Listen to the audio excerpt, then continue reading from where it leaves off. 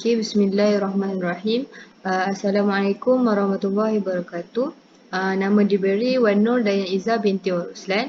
Nombor metrik D20112622. Hari ini saya akan menerangkan tentang pembangunan dalam Islam. Okay, next. Okay, first kali saya akan menerangkan tentang pengenalan. Okay, dalam bab ini, kita akan mengetahui pembangunan menurut Islam iaitu kebendaan dan manusia. Iaitu akhlak dan kerohanian. Perkembangan fizikal, intelektual dan emosi perlu dibangunkan serentak dengan pembangunan kebendaan.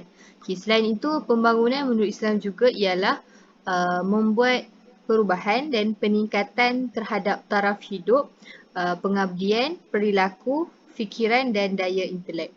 Okay, demikianlah sistem kapitalis dengan prinsip kebebasan pasaran dan sosialisis dengan prinsip-prinsip dasar.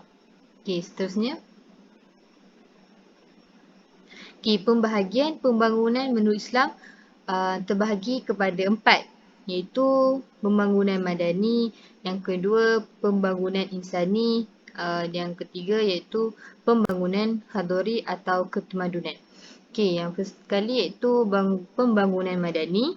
Pembangunan madani ialah berteraskan prioriti dalam Islam iaitu memelihara daruriyat, iaitu agama, nyawa, akal, keturunan, harta. Okey, selain itu ia memelihara hawat ataupun hajiat, iaitu mewujudkan peluang pekerjaan dan memelihara tahsiniyat.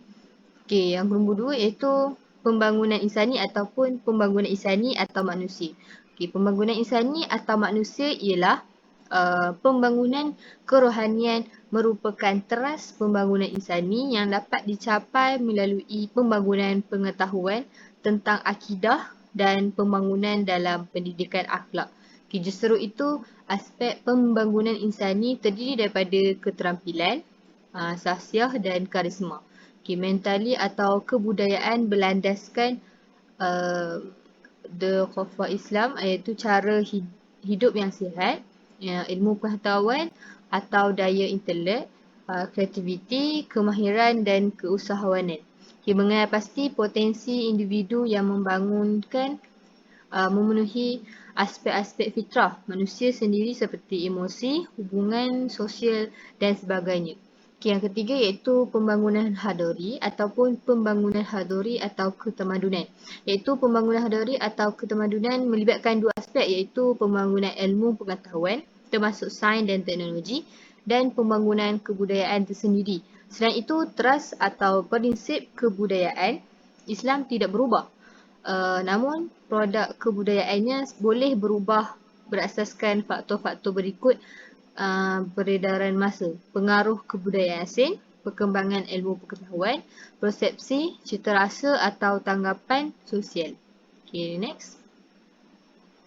Okay, skop pembangunan dalam Islam terbahagi pada 3 iaitu pembangunan prinsip kerohanian dan merangkumi 3 aspek, iaitu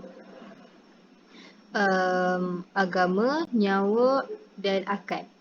Okay, seterusnya iaitu pembangunan insani atau manusia. Okay, kategori pembangunan insani terdiri daripada aspek pembangunan insani terdiri daripada keterampilan, sahsiah dan karisma. Okay, yang seterusnya iaitu pembangunan hadori atau ketamadunan. Terdapat 3 kelebihan iaitu pembangunan ilmu pengetahuan termasuk sains dan teknologi dan pembangunan kebudayaan tersendiri. Okay, next. Okay, kriteria pembangunan Islam terdiri daripada 3 juga iaitu pembangunan madani, pembangunan insani dan pembangunan hadori.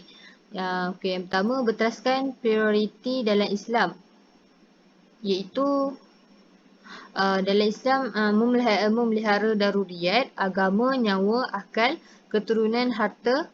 Selain itu memelihara hawaij ataupun hajiat. Yang kedua iaitu pembangunan insani. Pembangunan kerohanian merupakan teras pembangunan insani yang dapat dicapai melalui pembangunan pengetahuan tentang akidah dan pembangunan dalam pendidikan akhlak. Okay, seterusnya, pembangunan hadori melibatkan dua aspek iaitu pembangunan ilmu pengetahuan termasuk sains dan teknologi dan pembangunan kebudayaan tersendiri. Kesimpulannya, antara kesimpulan yang dapat saya simpulkan ialah pembangunan dalam Islam berbeza dengan proses modernisasi yang diperkenalkan Barat. Islam membawa imej tentang pembangunan tersendiri, itu dalam bentuk peranan manusia sebagai khalifah. Islam membawa mesej pembangunan hadori iaitu pembangunan fizikal bersama nilai agama dan akidah secara serentak, bukan secara terpisah. Maklumat berkaitan sains dan teknologi sudah digambarkan di dalam Quran dan hadis secara langsung dan tidak langsung untuk dijadikan panduan sepanjang zaman. Berdasarkan kajian epistemologi ilmu Islam di atas, jelaslah bahawa ekonomi Islam bukanlah hanya satu sistem atau norma sahaja sebagaimana tanggapan oleh segelintir masyarakat. Ekonomi Islam merupakan satu disiplin ilmu atau doktrin ilmu yang diperoleh melalui ilmu asas dan ilmu alat yang terdapat dalam kaedah epistemologi Islam tersebut. Fahaman Barat dan liberalisasi sekaligus dapat ditangkis oleh ilmu Islam apabila konsep sebenar Islam diterapkan dalam ekonomi dan semua aspek kehidupan. Oleh itu, segala ilmu yang dibentuk dan disebarkan dalam Islam dapat memandu manusia ke arah kebenaran yang berlandaskan iman, agama selamat akhir untuk mencapai al-falah di dunia dan akhirat dapat dicapai oleh umat Islam. Penerapan Islam khususnya dalam pembangunan seterusnya menyebabkan sesebuah negara memperoleh barakah sama ada dari langit maupun bumi. Sekian daripada saya. Wabillahi taufiq wal hidayah. Wassalamualaikum warahmatullahi wabarakatuh.